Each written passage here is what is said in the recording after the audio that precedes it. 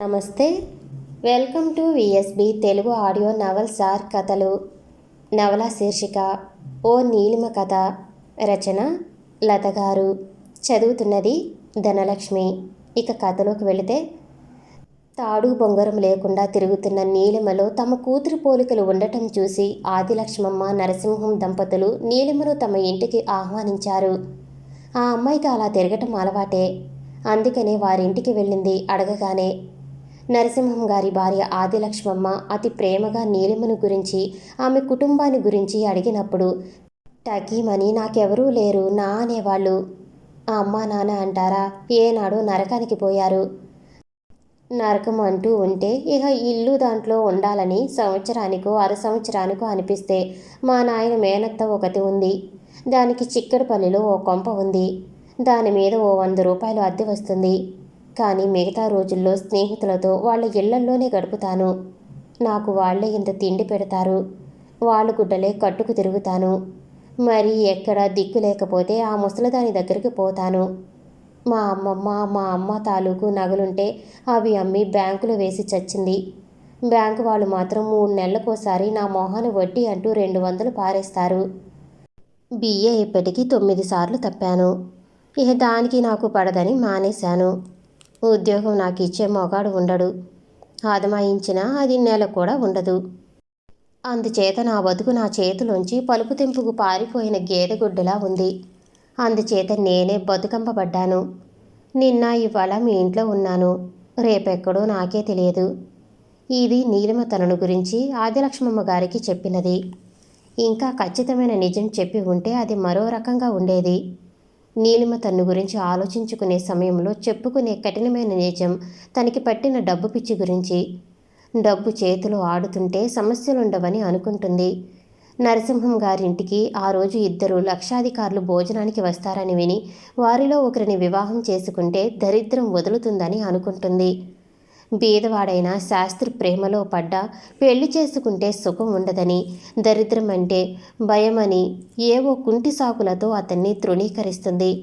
అతను ఎంత పెద్ద సంగీత పాఠకుడైనా లాభం లేదంటుంది. నరసింహం దంపతులు నీలిమను తాము పెంచుకునేందుకు అనుక్షణం ఆలోచిస్తున్నారు. నీలిమ లక్షాధికారి విఠలరావుని ఆకర్షించేందుకు ప్రయత్నం మొదలుపెట్టింది. శాస్త్రి అందుకు నిరోధించి మందలించినా వినిపించుకోలేదు. బంజారా హిల్స్ కాలనీ మెహదీ నవాజ్ జంగ్ గారు హైదరాబాద్ కార్పొరేషన్కి కమిషనర్గా ఉన్నప్పుడు ప్రారంభమైంది. లంబాడీ తండాల నివాస కేంద్రమట అది పూర్వం. పాపం వాళ్ళని అక్కడి నుంచి తరిమివేసిన వాళ్ళ పేరు మీదుగా ఆ కాలనీ ఏర్పాటు చేశారు.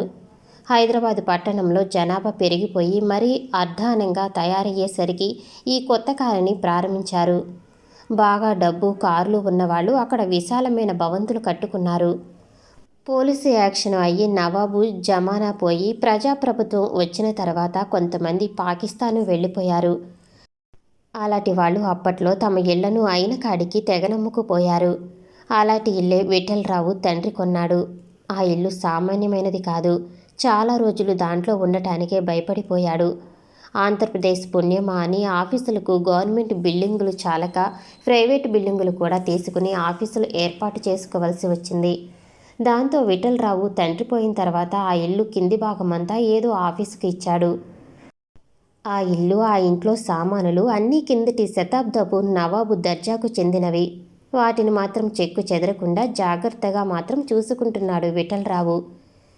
నీలిమకు ఆ ఇల్లు చూడగానే చిన్నప్పుడు కథల పుస్తకాల్లో చదువుకునే భవనాలు జ్ఞాపకం వచ్చినాయి. నేను సిటీలో ఉన్న ఇల్లు వదిలిపెట్టి ఇక్కడ ఎందుకు ఉంటున్నానో ఇప్పుడు మీకు అర్థమై ఉంటుంది అన్నాడు విఠలరావు. మాకు అర్థమైంది అన్నది నీలిమ తలుపుతూ. కానీ ఆమెకు ఇంత ప్రశాంతము, ఇంత ఒంటరితనము భరిస్తూ మనుష్యులు ఎలా గడుపుతున్నారబ్బా అని ఆశ్చర్యంగా ఉంది. శాస్త్రి ఆమె వంక పరీక్షగాను ఎక్కిరిస్తున్నట్టుగాను చూస్తున్నట్టు గ్రహించింది. ఆమె గారికి ఒంటరి విశాల భవనం కంటే చిక్కడపల్లె బాగుంటుంది అన్నాడు శాస్త్రి ఎక్కిరింపుగా. అబద్ధం. నీలిమ గారికి ఇక్కడే ఈ కొండలు, ఈ ప్రశాంత వాతావరణం నచ్చుతున్నాయి అన్నాడు విఠలరావు. ముగ్గురు ఇల్లంతా చూస్తున్నారు. నీలిమ ఆశ్చర్యంగా ప్రతి వస్తువు చూస్తుంది. విఠలరావు ప్రతి వస్తువును గురించి చెబుతున్నాడు. ప్రత్యేకంగా తన శ్రద్ధ తీసుకుని వేయించిన తోటను అలంకారాలను గురించి చెబుతూ తోటలో నుంచి ఇంటి వెనుక భాగం వైపు తీసుకువెడుతూ ఇక్కడే దయ్యం ఏదో తిరుగుతూ ఉంటుందని చుట్టుపక్కల వాళ్ళు చెబుతారు. శుక్రవారం నాడు అర్ధరాత్రి పూట గాజుల చప్పుడు తెల్ల చీరతో ఒక మానవాకారం తోటలో నుండి ఇంట్లోకి వెడుతుందని, ఇల్లంతా ఒక మారు చుట్టి తెల్లారగట్ట 3 గంటల వేళ తిరిగి వెళ్ళిపోతుందని ఈ చుట్టుపక్కల ఉండే ముసలాళ్ళు అవ్వలు చెబుతారు అన్నాడు. బహుశా ఏదో కథ జరిగి ఉంటుంది ఇంట్లో అన్నది నీలిమ. నిజమే, ఈ ఇల్లు కట్టిన నవాబు గారు బాగా బతికిన ప్రభువుల కుటుంబానికి చెందినవారు. కాస్త రసపిపాసి, భార్య పాతకాలపు గయ్యాలి. భర్త ఎవరో అందగెత్తును తెచ్చాడని తెలిసి ఆమెను ఇంటికి పిలిపించి మర్యాద చేసి మంచి గాఢ నిద్రలో ఉండగా ఇంటి పైభాగం నుంచి వెనక వైపు ఉన్న లోయలోకి గిరాటు వేయించిందని, రాళ్ల మీద పడి ఆమె దేహం అంతా నజ్జు నజ్జయి చచ్చిపోయిందని, ఆమె దెయ్యమయ్యి ఆ నవాబు గారి భార్యను పట్టుకు పీకు తింటుంటే ఆమెకు పిచ్చెక్కి చచ్చిపోయిందని, తర్వాత ఆయన కూడా ఆ ఇంట్లో ఉండలేక ఆ ఇంటిని తన తండ్రికి అమ్మేసి పాకిస్తాన్లోని కూతురి ఇంటికి పోయాడని ఈ చుట్టుపక్కల అంతా చెబుతారు. అదంతా చిన్ననాటి కథలు. నేను మాత్రం ఎప్పుడూ ఆ దెయ్యాన్ని చూడలేదు అన్నాడు. నిన్నెందుకు పడుతుంది ఆ దెయ్యం? ఆడవాళ్ళను పడుతుంది కానీ అన్నాడు శాస్త్రి, ఎలాగైనా నీలిమను ఏడిపించాలని. నరసింహం గారు ఆయన భార్య మన కోసం ఎదురు చూస్తూ ఉంటారు. తొందరగా పోయి భోజనం చేసి తర్వాత చూదురు గాని అన్నారు విఠలరావు. భోజనాలకు విఠలరావుకు అటు ఇటు నీలిమ, ఆదిలక్ష్మ గారు కూర్చున్నారు. శాస్త్రి పాపం నరసింహం గారి పక్కన కూర్చోవలసి వచ్చింది.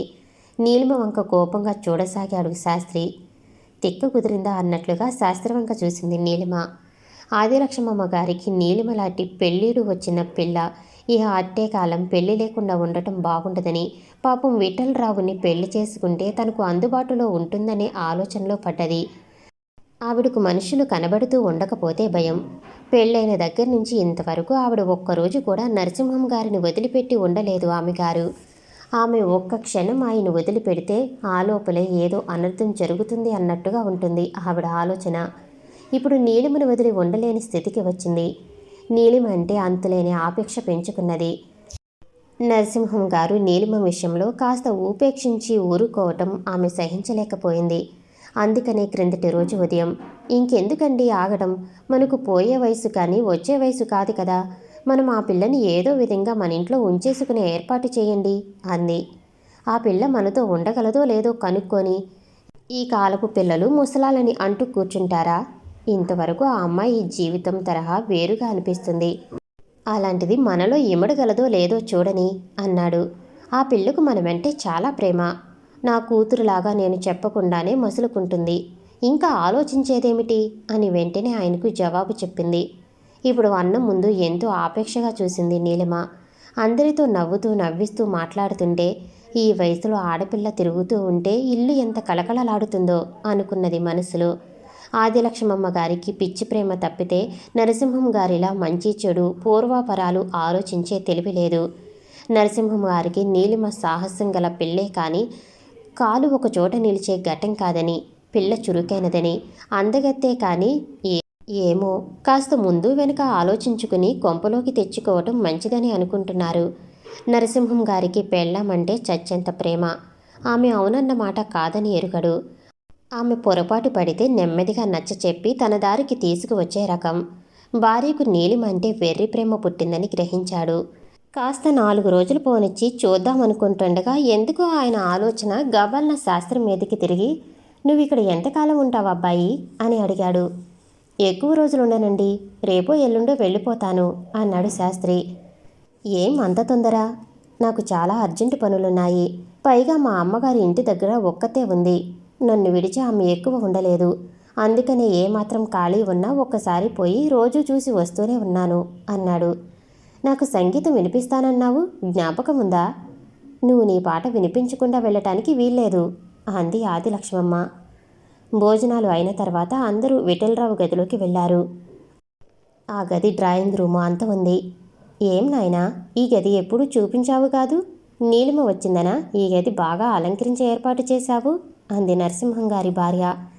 ఇక మొదలెట్టండి కచేరీ అంది నీలిమ. త్యాగరాజ కీర్తనతో మొదలుపెట్టి 1 గంట సేపు క్లాసికల్ కీర్తనలు, లైట్ సాంగ్స్ పాడి నా పని పూర్తి చేశాను, మీరు కోరినట్టు అన్నాడు శాస్త్రి. మేము ఇంటికి పోతాము, కాస్త ఒక్క కునుకు తీస్తే కానీ మాకు బాగుండదు అన్నాడు నరసింహం గారు. ఆదిలక్ష్మమ్మ కూడా విధేయతగా వెళ్ళటానికి సిద్ధమైంది. అబ్బాయి, నువ్వు చక్కగా పాడావు. ఇలా విని ఎన్నాళ్ళయిందో. నువ్వు ఒక్క రోజున మా ఇంటికి వచ్చి 4 గంటల పాటు వినిపించాలి అంది ముసలామె. మీకు సంగీతం వచ్చా అని అడిగారు శాస్త్రి. సంగీతం వచ్చా? నా తల్లికి కూడా సంగీతం నేర్పించాను అంటూ ఏదో గిర్రున తిరిగినట్టయి పడిపోతే శాస్త్రి పట్టుకుని ఆమెను సోఫాలో పడుకోబెట్టాడు. ఏమండి, ఏమిటోగా అయిపోతుందండి, కళ్ళు బయర్లు కమ్మినాయి అంది. నీకు ఏదొచ్చినా పట్టలం, ఏవేవో గుర్తు పెట్టుకుని లేనిపోని తంటాలు తెస్తావు. దానికి మనకు రుణం తీరిపోయింది. ఏడ్చి ఏం లాభం? తలుచుకోవద్దని చెప్పానా? నీకు అసలే బ్లడ్ ప్రెషరు. నాయనా శాస్త్రి, కాస్త మా ఇంటి దాకా రానాయనా అన్నాడు నరసింహం గారు. అందరూ బయలుదేరారు. విఠలరావు గేటు దాకా వచ్చాడు. నీలిమతో మళ్ళీ ఎప్పుడు కనబడతారు అని అడిగాడు. ఎప్పుడంటే అప్పుడే, మీ ఇష్టం. నేను రేపుటెల్లుండి వరకు ఉంటాను, ఈలోపుగా ఎప్పుడైనా సరే అన్నది. అయితే రేపు కబురంపనా? తప్పకుండా. అందరూ విఠలరావు తప్ప నరసింహం గారింటికి నడుస్తున్నారు. శాస్త్రితో నీలిమ శాస్త్రవంక చూడటం కానీ మాట్లాడటం కానీ చేయలేదు. ఎందుకనో హఠాత్తుగా ఏదో పరధ్యానంలో బీదగా మాత్రం బ్రతకలేను, దరిద్రం వద్దు అని పైకి అనేసింది. శాస్త్రి మాట్లాడలేదు. నరసింహం గారు కానీ ఆయన భార్య కానీ ఆ మాటలు వినిపించుకోలేదు. ఇంటికి చేరగానే శాస్త్రి, మీరు పైకి నడవలేరు, నేను మిమ్మల్ని ఎత్తుకుని పైకి తీసుకువస్తాను అన్నాడు ఆదిలక్ష్మమ్మ గారితో. అక్కర్లేదు నాయనా, నెమ్మదిగా వస్తాను అంది ఆమె. నరసింహం గారి భుజం మీద చేయి వేసి నెమ్మదిగా ఆదిలక్ష్మమ్మ గారు తన పక్క మీదకు చేరారు. నరసింహం గారు, అమ్మాయి, శాస్త్రిని హాల్లో కూర్చోబెట్టి వంటామెను కాస్త కాఫీ ఇమ్మని చెప్పు, నేను ఇప్పుడే వస్తాను అన్నాడు.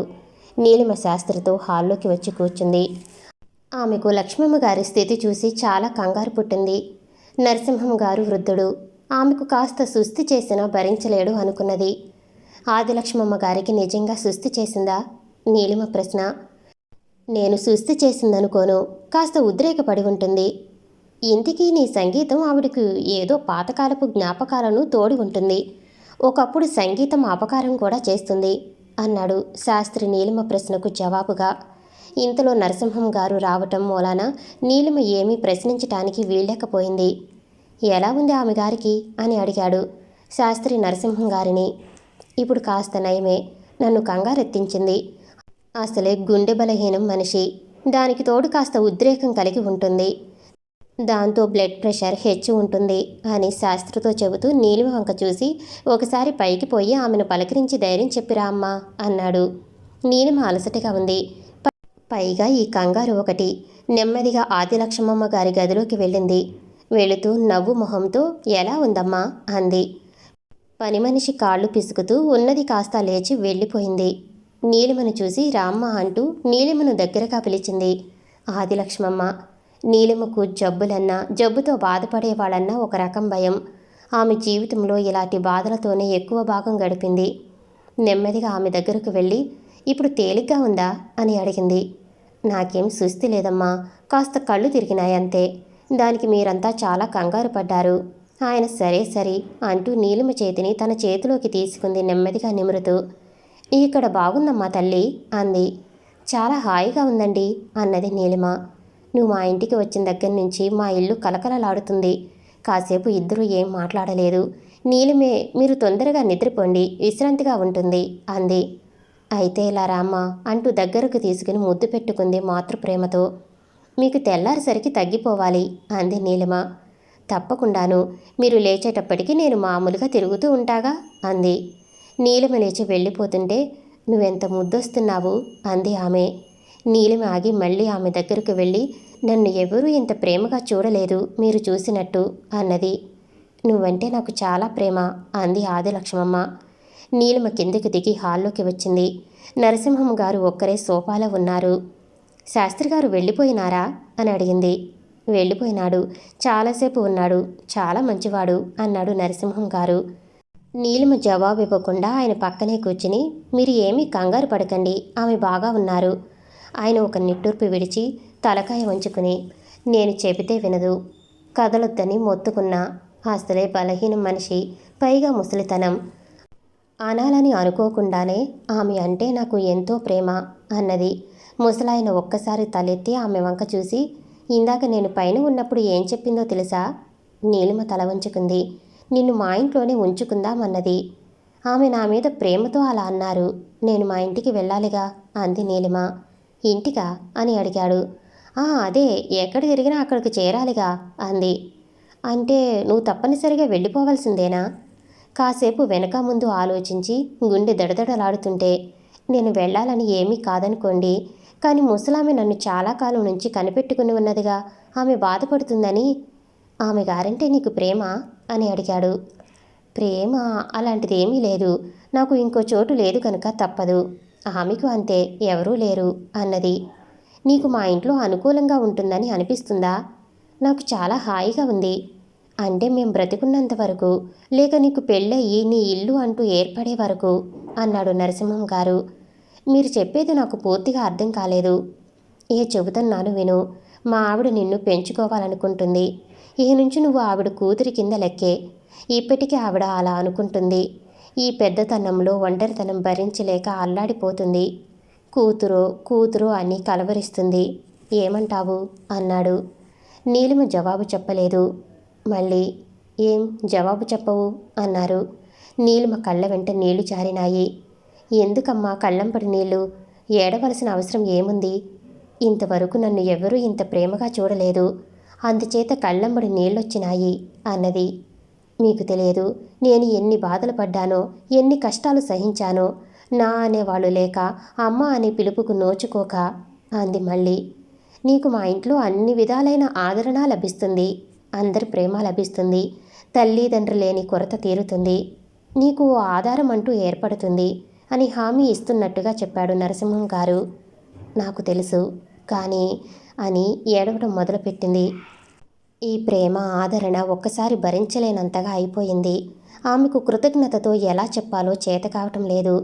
ఆమె ఇంట్లో అడుగుపెట్టిన క్షణంలోనే ఈ ఇంట్లో వ్యక్తిని కావాలని కోరుకున్నది. శ్రమ పడకుండానే కోరుకున్నది లభించింది. కానీ తీరా లభించిన తర్వాత ఒప్పుకోవటానికి వెనకాడుతుంది ఆమె మనసు. ఈ వృద్ధ దంపతుల మధ్యలో జీవిత మాధుర్యం ఉంటుందని ఆమెకు స్పష్టంగా తెలుసు. కానీ తనకు సెక్యూరిటీ లభిస్తుంది, తన బ్రతికేం పర్వాలేదనే గ్యారంటీ ఏర్పడుతుంది. ఆమెకు ఆ ఇంట్లో ముందు జీవితం ఎలా ఉంటుందో తెర మీద సినిమా బొమ్మలాగా కనిపించసాగింది.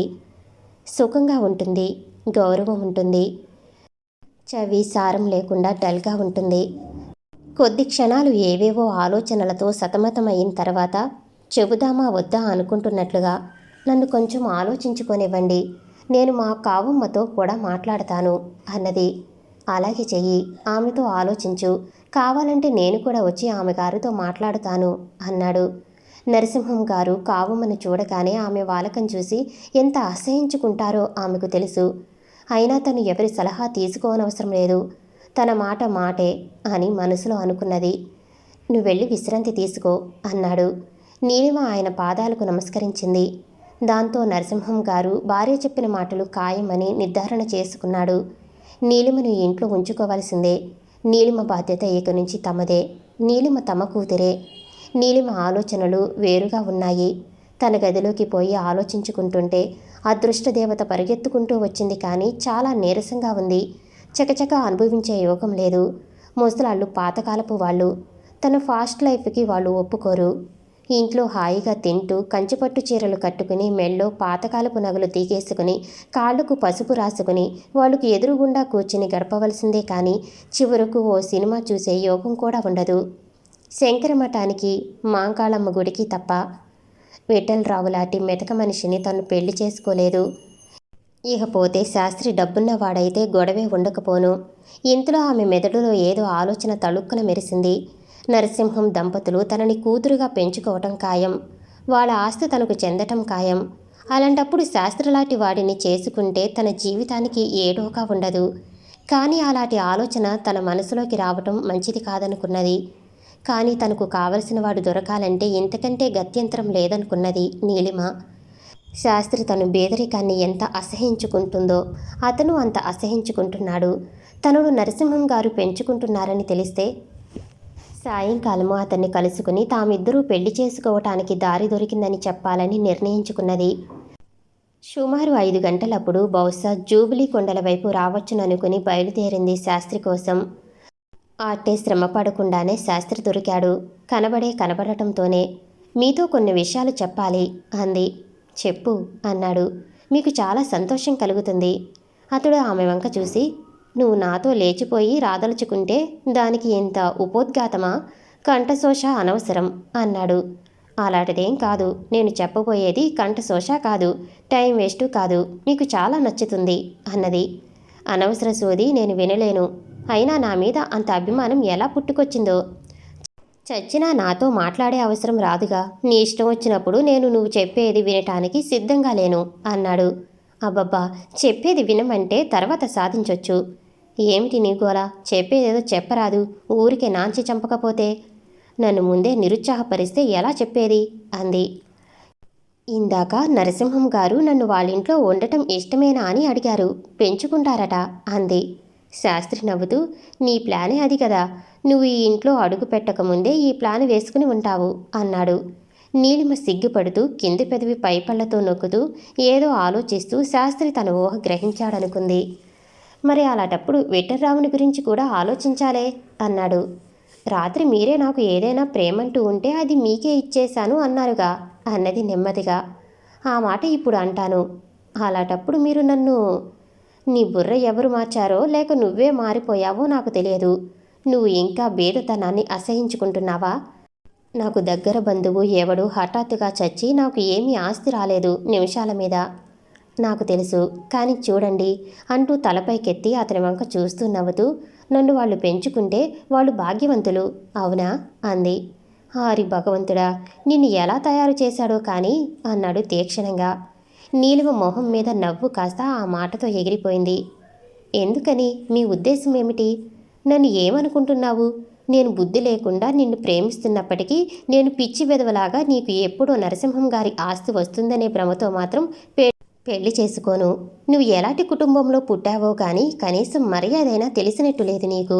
నేను ఎంత పేద కుటుంబంలో పుట్టినా కొన్ని ప్రిన్సిపల్స్ ఉన్నాయి నాకు. నాకు చచ్చినా నీకు వచ్చిన ఆలోచనలు రావు అన్నాడు మహా కోపంగా. మనుషులు ఒకళ్ళ మీద ఒకళ్ళు ఆధారపడటం లోక సహజం. అదే జీవితం. జంతువులు పక్షులు కూడా ఒకదాని మీద ఒకటి ఆధారపడి ఉంటాయి. బలవంతుల మీద బలహీనులు ఆధారపడి బ్రతుకుతారు అని జవాబు చెప్పింది నిర్లక్ష్యంగా. అంటే నేను బలహీనుడిని అనా నీ ఉద్దేశం? మీరు ఏమన్నా అనుకోండి, నాకు జీవితంలో ఎప్పుడూ కష్టాలే ఇంతవరకు. ఇప్పుడు నాకు అవకాశం వచ్చింది. ఈ అవకాశాన్ని వదులుకుంటే నాకంటే బుద్ధిహీనురాలు మరొకతే ఉండదు. దీంట్లో నా ప్రమేయం ఉండదు. నేను విఠలరావుని చేసుకోవచ్చును అని మీ ఉద్దేశమా అంది. నీ ఇష్టం. నువ్వు అతన్ని చేసుకోవటం అంటే పెళ్ళి నీ కోసం కంటే అతని కోసమే అవుతుంది. నువ్వు నేను చేసుకుంటే మనం ఒకరికొకరం తోడ్పడగలం. కానీ విఠలరావుకి ఎంతకాలం గార్డియన్గా ఉంటారేమిటి? నువ్వు నాకు చెప్పిన సంగతులు అతనికి చెప్పితే? చెప్పండి, ఆయన నమ్మితే కదా అంది నవ్వుతూ. నమ్మిస్తాను. మీరు నా గొంతు నులమాలని అనుకుంటున్నారా? నీ గొంతు కాదు, నిన్ను కన్నవాళ్ళని. వాళ్ళు ఏనాడో చచ్చారు. చచ్చారేమో సుఖపడ్డారు. బ్రతికున్నాళ్ళు పరమ భయంకరమైన బ్రతుకు బతికారు. నా బతుకు కంటే హీనంగా బతికారు. నేను చిన్నపిల్లగా ఉన్నప్పుడు ఎలాంటి కొంపలో ఉన్నానో మీకు చెబితే నమ్మరు. అలాంటి అసహ్యమైన కొంప మరోటి ఉండదనుకోండి. నాకు 5-6 ఏళ్లప్పుడు మా నాన్న ఇంటికి వస్తున్నాడంటే బయటకు పారిపోయి దాక్కునేదాన్ని. ఆయన వస్తూనే అని చెప్పుతూ వణకటం మొదలుపెట్టింది. కనీసం ఆ సంగతి గ్రహించైనా సరిగ్గా బ్రతకటం అలవాటు రాలేదా? అదేగా ఇప్పుడు చేస్తున్న పని. మీరు మరీ ఇంత చాదస్తులనుకోలేదు. ఏదో నేను అనుకున్నట్లుగా ఛాన్సు వస్తే నిన్ను నమ్మిన 2 వృద్ధులను మోసం చేయటం తప్ప అన్నారు. ఆ మాట మీరు ఆదిలక్ష్మమ్మ గారికి చెబితే ఆమె నమ్మరు. ఆవిడికి నేనంటే అంత ప్రేమ. వాళ్ళు పెంచుకుంటామన్నారు. వాళ్ళ ఆస్తి ఇస్తామంటున్నారు. నేను ఆస్తి వస్తుంది కనుక మిమ్మల్ని పెళ్లి చేసుకుంటాను అన్నాను. ఇందులో మోసం ఏముంది అంది. అంటే నీతో పాటే నేను కూడా ఈ కుట్రలో పాల్గొనాలన్నమాట. అందుకన్నమాట నా మీద హఠాత్తుగా ఇంత ప్రేమ పుట్టుకొచ్చింది. నేను ఏ విధమైన కుట్ర ఆలోచన చేయలేదు. మీరు నా ఆలోచనలు పాడు చేయకండి అంది కోపం తెప్పించాలనే ఉద్దేశంతో. నీకు ఆలోచనలంటూ ఉన్నాయా అని ఎద్దేవగా అన్నాడు. నేను ఇప్పుడు అమాంతంగా నన్ను పెళ్లి చేసుకోండి బాబు అని ప్రాధేయపడబోవటం లేదు. ప్రాధేయపడటమా? నువ్వు నన్ను నీతో పాటు కుట్రదారుణ్ణి చేసి మనిద్దరినీ నమ్మి ప్రేమగా చూస్తున్న ఆ ఇద్దరు వృద్ధుల్ని మోసగించుదామని. మనుషులు ఎప్పుడూ వాళ్ళ అవసరాలు సక్రమంగా సాగిపోతుంటే తప్ప మంచివాళ్ళుగా తయారు కాలేరు. అది ఎప్పుడూ సాధ్యమంటే డబ్బున్నప్పుడు మాత్రమే. మా నాయన డబ్బున్న రోజున ఆయన అంత మంచివాడు భూమి మీదనే లేడన్నట్టుగా వ్యవహరించేవాడు. డబ్బు లేని రోజున ఇంటిని నరకం చేసేవాడు అన్నది. మరి మీ అమ్మ? మా అమ్మ దరిద్రం బాధ, మా నాన్న పెట్టే హింస భరించలేక ఎవరితోనూ లేచిపోయింది. నా మటుకు నేను ఏ మగాడు చేతిలోనూ పడి ఉండదలుచుకోలేదు అన్నది. అతడు సీరియస్గా ఆమె వంక చూస్తూ, అంటే నేను నీ మీద అధికారం చేస్తాననుకుంటున్నావా అన్నాడు. మొదట్లో ప్రతి మొగాడు తాను ఏదో ఆదర్శవంతుడనని ధర్మపన్నాలు చెబుతాడు. పెళ్ళి అయిన తర్వాత కానీ వాడి రంగు బయటపడదు. పెళ్ళాన్ని తక్కువగా చూడని మగాడు ఎవడు? నీ ఆలోచనలన్నీ చాలా చవకబారివి. అలాగా మీరు పొరపడ్డారని చెప్పినప్పుడు బహుశా మీకు అలానే అనిపించవచ్చు. ఇప్పుడు మీరు యావా తావా చెప్పే ఏమిటి? నేను ఉట్టి మోసగెత్తెను, పరమ దగుల్బాజీని. నాకు ధర్మం న్యాయం ఇలాంటివి ఏమీ లేవు. మీలాంటి మహాపురుషులు నాలాంటి దాని మోసంలో పడకుండా రక్షింపబడ్డారనే కదా అంది ముక్కు ఎగపీలుస్తూ నీలిమ. అలాగే అనుకో. నువ్వు ఎలాంటి దానివైనా నేను నిన్ను ప్రేమిస్తున్నాను. నువ్వు నేను కోరుకున్నట్లుగా ఉండాలని ఏమీ శాసించపోవటము లేదు. ఓ సామెత ఉందలే, పంటలు చెడిపోతే వసంతకాలం కోసం ఎదురు చూడమని. ఇందులో నీ తప్పేం లేదు. నీ బాధల మూలంగా నువ్వు ఇలా తయారైనావు. అందుచేత ఇప్పుడు నీకు నిరాశ కలిగితే భయంకరం అన్నాడు. మీరు నన్ను గిచ్చి ఏమీ జోలపాడనవసరం లేదు. నేను ఎప్పుడూ దేవతలాగా మాట్లాడలేదు, నటించనూ లేదు. నాకు అలాంటి నీతులు చెప్పేవాళ్ళంటే అసహ్యం. పైకి ధర్మపన్నాలు చెప్పేవాళ్ళంటే మంట. తప్పు చేసినా ఒప్పుకునే వాళ్ళంటేనే నాకు ఇష్టం. నా పరిస్థితి ఉన్నది ఉన్నట్టు చెప్పాను. నా ఆలోచనలు చెప్పాను. ఇందులో దాచింది ఏమీ లేదు. నాకు ఒకటే కోరిక, డబ్బున్నవాడు నచ్చినవాడు కావాలి. దానికి నేను పెనుగులాడుతున్నాను. డబ్బే సర్వసుఖాలకు మూలం అనేది నాలో జీర్ణించుకుపోయిన సిద్ధాంతం. మీ ఓటి వాళ్ళు డబ్బు లేకపోతే క్షణం బతకలేమని తెలిసి కూడా డబ్బుని నిర్లక్ష్యం చేసి మాట్లాడతారు, వేదాంతం చెప్పబోతారు. నాకు అలాంటి విషయాలు తలకెక్కవు. నేను ఇక నుంచి మిమ్మల్ని గురించి ఎప్పుడూ ఆలోచించను అంది నిశ్చయంగా. నీలిమ, నువ్వు ఇక ఆపవా? నీకు ఇలా మాట్లాడటానికి సిగ్గులేదు అని అడిగాడు. ఒకప్పుడు మీరు నా మీద చెయ్యి వేసినప్పుడు అంది వెంటనే. ఇద్దరి మధ్య మాటలు లేవు కొద్దిసేపు. తర్వాత ఆమె, సో గుడ్ ఈవినింగ్ శాస్త్రి గారు. మీరు ఈ 2-3 రోజుల్లో చాలా డిసప్పాయింట్ అయినారు. మీరు సరాసరి మీ మిత్రుడు విఠలరావు దగ్గరికి వెళ్ళి ఆయన్ని నాలాంటి పనికి మాలిన దాని నుంచి కాపాడండి. మీ పుణ్యచరిత్రలో మరో ఘట్టం పెరుగుతుంది అంది. శాస్త్రి మరో మాట మాట్లాడకుండా వెళ్ళిపోయాడు. నీలిమ అతను వెడుతుంటే చూస్తూ ఉంది. శాస్త్రి నిటారుగా అడుగులు తడబడకుండా నడిచి వెళుతుంటే ఓ పిచ్చి నవ్వు అనటం కంటే ఓ రకం ఏడుపుతో మంచిగా ఆలోచిస్తే చెడుగా తయారయ్యిందన్న బాధపడుతూ బయలుదేరింది తను. అడుగులు సరిగా పడటం లేదు. శాస్త్రిని అసహించుకోసాగింది. అతని మీద ఒక రకం ద్వేషం కసి పెరిగింది. అతని మాటలకు కానీ అంతరాలో అతను చెప్పిందే నిజమని తెలిసి కూడా మంచిగా నిజాయితీగా ఉండేవాళ్ళు అతని మాటలే నమ్ముతారు, తన మాటలు అసహించుకుంటారు. కానీ నేను ఎవరినీ లెక్క పెట్టను, నేను నా బతుకును ఎవరికీ పణంగా పెట్టను అని మొండిగా ఆలోచిస్తూ ఇంటికి చేరి తన గదిలో బట్టలు మార్చుకుంటుంటే తలనొప్పిగా ఉన్నదనిపించి విశ్రాంతి తీసుకోవాలనుకున్నది. బెల్ కొట్టి పని మనిషి పిలిచి తలనొప్పిగా ఉంది, పడుకుంటాను, లేపవద్దని చెప్పింది. ఇక్కడ అంతేనమ్మా, కాస్త బయట తిరిగితే సర్దుకుంటుంది. కాస్త వేడి కాఫీ ఇస్తాను, మాత్ర వేసుకుని పడుకోండి, మిమ్మల్ని ఎవరూ లెమ్మనరు అన్నది. నీలిమకు కాఫీ వద్దు, ఏమీ వద్దనిపించింది. ఒంటరిగా వదిలేస్తే చాలని పక్క మీద పడుకుని దిండిలో మొహం పెట్టుకుని ఏడ్చేసింది. శాస్త్రి తనంటే ఎందుకంత క్రూరంగా ఉంటాడు? అతడు నిజంగా తనను ప్రేమించి ఉంటే తను చెప్పింది అవునని ఒప్పుకోవాలి. అతను మామూలు మగాడే, తనకు లొంగిపోలేదని ధర్మపన్నాలు చెప్పాడు అని అనుకుంది. నానా అవస్థపడి నిద్రపోయింది. రాత్రి ఎవరూ ఆమెను డిస్టర్బ్ చేయలేదు. ఒళ్ళు తెలియకుండా నిద్రపోయింది. ఏదో మెత్తని స్పర్శకు గబుక్కున మెలుగు వచ్చి లేచింది. అప్పటికే బాగా పొద్దెక్కింది. తీరా చూస్తే పక్కనే ఆదిలక్ష్మమ్మ గారు పక్క మీద కూర్చుని ఉన్నారు. నిన్ను లేపానా తల్లి? పని మనిషి రాత్రి నువ్వు తలనొప్పితో బాధపడ్డావని లేపవద్దని చెప్పారని చెప్పింది. అందుచేత రాత్రి మెదలకుండా పడుకోనివ్వమని ఊరుకున్నాము. తెల్లారినా ఇంకా లేవకపోతే భయం వేసి లేపాను. ఎలా ఉన్నావు? ఏమీ లేదు, ఇప్పుడు కాస్త తలనొప్పి వచ్చింది. రాత్రి మెదలకుండా పడుకున్నాను, తగ్గిపోయింది. మీ ఒంట్లో ఎలా ఉంది అని తిరిగి ఆమెను ఆమె ఆరోగ్యాన్ని గురించి అడిగింది. నాకు ఇప్పుడు చాలా హాయిగా ఉంది, ఏ బాధ లేదు అంటూ ఆమె ఒంటి మీద చేయి వేసి ప్రేమగా, అమ్మా, ఆయన నిన్న నీతో చెప్పారటగా, నువ్వు ఇక మా ఇంట్లో ఉండే విషయంలో. అవును, నీ జవాబు వినాలని నాకు తొందరగా ఉందమ్మా. నువ్వు ఆలోచించుకోవాలని చెప్పావటగా. మీ చుట్టం ఎవరో ఆవిడతో కూడా మాట్లాడాలి అన్నావటగా అన్నది. శాస్త్రి మాటలు గుర్తుకొచ్చినవి. మేమిద్దరము నీకు ఏ లోపము రాకుండా చూసుకుంటాం అంది ఆ ముసలావిడ ఎంతో ఆపేక్షగా. నాకు తెలుసు, కాకపోతే నేను మిమ్మల్ని సంతోషపెట్టలేకపోతున్నానేమో అన్నది. ఆదిలక్ష్మమ్మ గారు నవ్వుతూ, నేను మా ఆయన గారి కంటే తెలివితేటలు గలదాన్ని కాదు. ఆయన క్షణంలో అవతలి వ్యక్తి ఎలాంటివారో గ్రహించగలరు. నువ్వు మాకు నచ్చావు. మాకు మా కూతురు మరణించిన తర్వాత ఆడపిల్లనే పెంచుకోవాలని తిప్పలు పడుతున్నాం. నువ్వు అచ్చు నా కూతురిలాగానే ఉన్నావు. మమ్మల్ని కాదనకమ్మా అంది. ఒక్కసారి కావమ్మ చెవిని కూడా వేస్తే, అలాగే వెయ్యి, ఆ మాటే ఆయనతో కూడా చెప్పావని చెప్పారు. ఏమీ తొందర లేదు, కాకపోతే పెద్దవాళ్ళం, తొందరగా అయిపోతే. మీరు చాలా మంచివాళ్ళు. నేను ఒక్కసారి ఊళ్ళోకి వెళ్ళి వస్తే. తొందరగా వెళ్ళిరమ్మా అంది ఆమె. నేను తిరిగి వస్తాను తొందరగా కామమ్మకు చెప్పి. పాపం కామమ్మ ఎంత గొప్పదానివైపోయినావు. నీలిమ మొహం కడుక్కుని కిందికి దిగి వచ్చింది హాల్లోకి. కాఫీ తాగిన తర్వాత ఆదిలక్ష్మమ్మ గారు నరసింహం గారిని తీసుకుని కారులో డాక్టర్ దగ్గరకు వెళ్ళింది. నీలిమ ఒక్కతే ఉంది. వంట మనిషి, పని మనిషి తమ పనుల్లో ఉన్నారు. నీలిమ చాలా రెస్ట్లెస్గా ఉంది. ఏమి చెయ్యాలో నిర్ణయించుకోలేకపోతుంది. 2 అవకాశాలు చేతిలో ఉన్నాయి. రెండూ బాగానే ఉన్నాయి. ఏది నిర్ణయించుకోవాలో ఆ అకారణ అదృష్టవంతురాలికి తోచటం లేదు. రెండూ ఆమెకు సెక్యూరిటీనిచ్చేవే. రెండూ లాభసాటి వ్యవహారాలే. డబ్బు విషయంలో కాకపోతే ఒక్క తేడా ఉంది. విఠలరావుని పెళ్లి చేసుకుంటే ఐశ్వర్యం, అంతస్తు అన్నీ ఉంటాయి, కానీ స్వేచ్ఛ ఉండదు. ఆ విటివాడితో తాను స్వేచ్ఛగా తిరుగుతూ బ్రతకలేదు. ఎప్పుడూ అతనికి అంటుకుని బ్రతకవలసిందే. తప్పించుకునే అవకాశమే లేదు. అలా కాకుండా నరసింహం గారింట్లో ఉంటే ఒక రకంగా ఇబ్బంది ఉన్నా శాస్త్రిని చేసుకుని సుఖంగా ఉండవచ్చు అని 2 అవకాశాల్లోని మంచి చెడు ఆలోచించడం మొదలుపెట్టింది.